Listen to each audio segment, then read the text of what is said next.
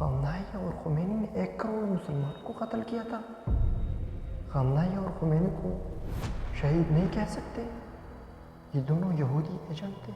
Khomeini اور خامنائی نے کیوں 1 کروڑ 20 لاکھ مسلمانوں کو قتل کیا تھا؟ کیا یہ اتنے ظالم تھے جس کو انسانوں پہ رحم نہیں آ رہا تھا؟ اب میں سمجھ گیا، یہ زیادہ علماء اور سنی خمینی کو کافر کیوں کہتے ہیں۔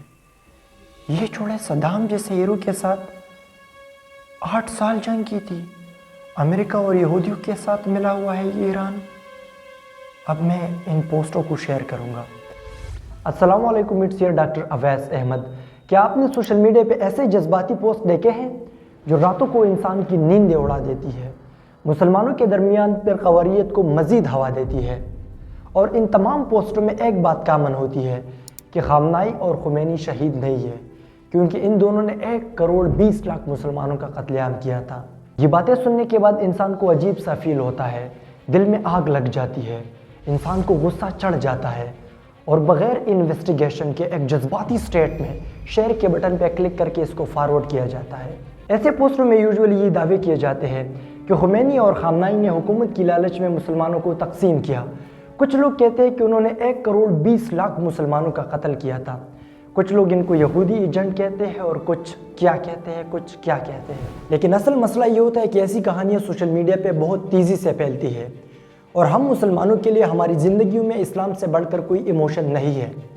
اس لیے سائیکالوجی کہتی ہے کہ جب ہم ایسے ایموشنل پوسٹوں کو دیکھتے ہیں، ایسے ایموشنل بیانات کو سنتے ہیں، تو ہمارے دماغ کا جو لاجیکل اور سینسیبل زون ہے وہ کام کرنا بند کر دیتا ہے۔ ہمارا دماغ ایک جذباتی اور ایموشنل سٹیٹ میں چلا جاتا ہے۔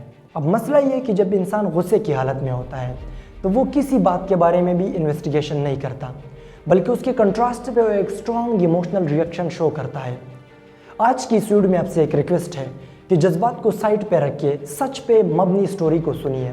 آج کی ویڈیو نہ کسی کے خلاف ہے اور نہ کسی کے سپورٹ میں ہے، صرف وہ سچ اور حق جو آپ سے چھپائی گئی ہے اور وہ جھوٹ جو آپ کے سامنے بیان کی جا رہی ہے وہ ایکسپوز کرنا چاہتا ہوں۔ آگے بڑھنے سے پہلے ایک سوال آپ سے کرنا چاہتا ہوں، کیا آپ نے کبھی خود کے ساتھ یہ سوچا ہے کہ کیسے 1 کروڑ 20 لاکھ مسلمان قتل ہو گئے؟ اس کی کوئی ہسٹوریکل ایویڈنسز ہے، کوئی لاجیکل ایویڈنسز ہے، ہسٹری میں ڈاکومنٹڈ فارم میں کوئی چیز موجود ہے؟ کبھی یہ سوال آپ نے خود سے پوچھا ہے؟ اس سوال کے جواب کو جاننے کے لیے ہمیں تھوڑا ہسٹری میں پیچھے جانا ہوگا۔ یہ ٹائم تھا 1979 کا۔ 1979 کے ٹائم میں ایران میں شاہ محمد رضا پہلوی کی حکومت ختم ہو گئی اور ایران کے پہلے سپریم لیڈر آیت اللہ خمینی کی حکومت سٹارٹ ہو گئی۔ جیسے ہی آیت اللہ خمینی برسر اقتدار آیا تو انہوں نے سب سے پہلے امریکہ کے ساتھ دشمنی سٹارٹ کر دی، امریکہ کو بڑا شیطان اور اس کے سپورٹر اسرائیل کو چھوٹا شیطان ڈکلیئر کر دیا۔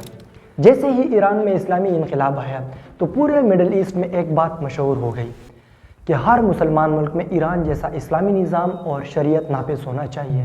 یہی سلوگن سب سے پہلے ایران کے ساتھ اٹیچ بارڈر یعنی عراق میں سٹارٹ ہو گئی، چونکہ 1964 میں عراق میں خمینی نے کچھ ٹائم گزارا تھا۔ خمینی کو ایران سے جلا وطن کر کے عراق بھیج دیا گیا تھا 1964 میں، اور وہاں پہ بھی خمینی بہت پاورفل اور امپیکٹفل سپیچیں دیتا تھا۔ ان سپیچز میں عام باتیں نہیں ہوتی، بلکہ ان سپیچز میں یہ کہا جاتا تھا کہ ہم امریکہ کی غلامی کو قبول نہیں کر سکتے، آئل پہ ہمارا حق ہے، انسان کو لا بنانے کی اجازت نہیں ہے، اور اس کی وجہ سے عراق کے لوگ کافی سپورٹ کرتے تھے اس کے سلوگنز کو اور اس کے ویژن کو۔ دوسری بات یہ تھی کہ عراق میں میجورٹی جو لوگ تھے وہ شیعہ کمیونٹی کے تھے، اور وہاں پہ حکومت وہ سنی بات پارٹی کرتی تھی۔ 1979 کے بعد جب اسلامک ریولوشن آیا تو عراق میں صدام حسین کی حکومت تھی۔ صدام حسین وہ ایک عرب نیشنلسٹ تھے، وہ ایک سیکولر مسلم ڈکٹیٹر تھے، وہ خود کو پورے عرب ورلڈز کا اور پورے مسلمانوں کا سنگل مسلم ہیرو کنسیڈر کرتا تھا، اور اس کے لیے ایران جیسا جو شرعی نظام ہے وہ قابل قبول نہیں تھا۔ اسی ٹائم میں عراق کے لوگوں میں ایک شیعہ اسکالر تھا جس کا نام تھا محمد باقر الصدر۔ یہ عراق کے لوگوں میں اتنا مشہور ہو گیا تھا کہ عراق کے کچھ لوگ اس کو عراق کے خمینی کہتے تھے۔ صدام حسین نے اس کو اپنی گورنمنٹ کے لیے اور اپنی کرسی کے لیے خطرے کے طور پر سمجھا اور فوراً اس کو گرفتار کر لیا۔ جیسے ہی صدام حسین نے اس کو گرفتار کر لیا تو اس کی ایک بہن تھی جس کا نام تھا آمنہ صدر بنتی الہدا، اس نے نجب کے ایک مسجد جس کا نام تھا امام علی مسجد، اس میں لوگوں کو جمع کر دیا اور لوگوں کے سامنے ایک اچھی خاصی سپیچ دی اور لوگوں سے اپنے بھائی کو رہا کرنے کی اپیل بھی سامنے رکھ دی۔ ان باتوں کی وجہ سے اور کئی شیعہ علماء کو قتل کرنے کی وجہ سے عراق میں لارج سکیل پہ پروٹیسٹ سٹارٹ ہو گئے۔ یہ تقریباً 9 دن کا پروٹیسٹ تھا۔ صدام حسین نے ان پروٹیسٹ کو بری طرح سپریس کر دیا۔ اسٹرائک کے بعد جو لوگ اس پروٹیسٹ میں انوالو تھے تو ان پہ شدید قسم کا ٹارچر کیا اور بہت سے لوگوں کو انہوں نے شہید کر دیا، اور آخر کار 5 اپریل 1980 کو سیدہ بنت الہدیٰ کو اس کے بھائی سمیت یعنی محمد باقر الصدر جو کہ شیعہ اسکالر تھے، ان دونوں کو گرفتار کر لیا۔ گرفتاری کے بعد ان پہ شدید قسم کا ٹارچر کیا، اور ظلم کی انتہا اتنی حد تک تھی کہ سیدہ بنت الہدیٰ کے ساتھ اس کے بھائی کے سامنے ریپ کر دی، یعنی سیدہ بنت الہدیٰ کے ساتھ زنا بالجبر اس کے بھائی کے سامنے کر دی، پھر اس کو شہید کر دیا۔ پھر اس کے بھائی کے سر میں آئرن کی کیل ٹونپ دی، اور جب وہ مر گئے تو اس کو جلا دیا گیا، اور اس کو جلانے کے بعد ان دونوں کی لاشوں کو اسی رات بیچ دیا اس کے کزن کے ہاتھ کہ ان دونوں کو نجف کے قبرستان میں اب دفن کرے۔ ان واقعات کے بعد صدام حسین کانسٹنٹلی ایران پہ اٹیک کرنے کی پلاننگ اور تیاری کر رہا تھا، اور فائنلی 22 ستمبر 1980 کو صدام حسین نے ایران پر اٹیک لانچ کر دیا، اور بہانہ یہ بنایا کہ ایران نے 1975 کی الگیرس ایگریمنٹ کی خلاف ورزی کی ہے۔ یہاں پہ آپ یہ سوال کر سکتے ہیں کہ صدام حسین کو کیوں پڑی تھی ایک مسلم ملک پہ اٹیک کرنے کی؟ اس کے پیچھے صدام حسین کے 4 مین مقاصد تھے۔ جو سب سے پہلی وجہ ہے وہ یہ تھی کہ صدام حسین ایک عرب نیشنلسٹ تھے اور ایک سیکولر مسلم ڈکٹیٹر تھے۔ وہ خود کو پوری عرب اور پورے مسلمانوں کا ایک سنگل واحد ہیرو کنسیڈر کرتا تھا۔ جب ایران کی یہ رجیم کی بات پوری دنیا میں مشہور ہو گئی تو صدام حسین سوچ رہا تھا کہ اگر یہ رجیم پوری مسلم ورلڈ میں پھیل گئی تو میرا کیا ہوگا، میں تو اکیلا رہ جاؤں گا، تو اسی وجہ سے انہوں نے اٹیک کر دیا۔ جو دوسری مین وجہ ہے جس کی وجہ سے صدام حسین نے اٹیک کر دیا وہ یہ تھی کہ عراق میں میجورٹی جو لوگ تھے وہ شیعہ کمیونٹی کے تھے، اور وہاں پہ حکومت بات پارٹی کے سنی لوگ کرتے تھے، تو صدام حسین کو اپنے حکومت کی پڑ گئی تھی، اس لیے انہوں نے اٹیک کر دیا۔ تیسری مین وجہ یہ تھی کہ صدام سمجھتا تھا کہ ایران ایک کمزور ملک ہے، اور یہ میرے لیے ایک بیسٹ اپرچونٹی اور بیسٹ ٹائم ہے کہ میں ایران پہ اس وقت اٹیک کروں۔ ایران کی ملٹری ویک ہے، پورا کمزور ملک ہے، اٹیک کرنے کا سب سے جو بیسٹ ٹائم ہے وہ یہ ہے۔ صدام حسین سمجھتا تھا کہ خوزستان یہ عربستان کا ایک حصہ ہے، اور خوزستان یہ ایک آئل رچ سٹی ہے ایران کی، کیوں نہ اسی ٹائم پہ میں اس پہ قبضہ کر لوں۔ لیکن ان سب سے جو اہم وجہ ہے وہ یہ ہے، اگر آپ دنیا کے نقشے کو دیکھیں تو دنیا کے نقشے پہ عراق جہاں پہ لوکیٹڈ ہے تو ان کے چاروں طرف پہ وہ زمینیں ہیں، وہاں پہ کوئی سمندر نہیں ہے۔ تو صدام حسین سمجھتا تھا کہ یہ میرے لیے بیسٹ ٹائم ہے، ایران کمزور ملک ہے اور آئل ایکسپورٹ کے لیے مجھے چاہیے کہ میں ایران کے شاط العرب پہ قبضہ کر لوں۔ اپنے اس مقاصد کو پورا کرنے کے لیے آخرکار 22 ستمبر 1980 کو عراق کے ٹینکوں نے ایران کی سرحدیں پار کر لی۔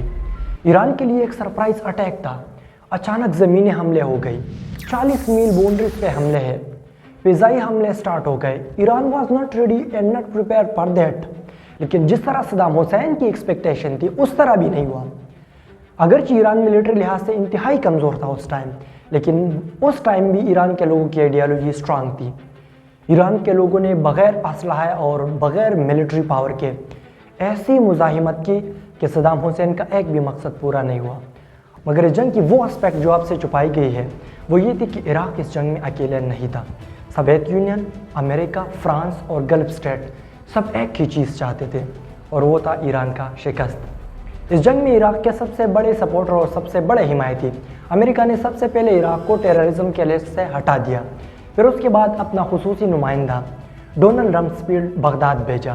صدام حسین اور ڈونلڈ رمسفیلڈ کی 90 منٹ کی یادگار ملاقات ہو گئی، ہینڈ شیک ہو گئی، یادگار ہسٹوریکل فوٹوگرافی ہو گئی، اور ڈونلڈ رمسفیلڈ نے اس کو امریکہ کی سپورٹ کی یقین دہانی کرائی۔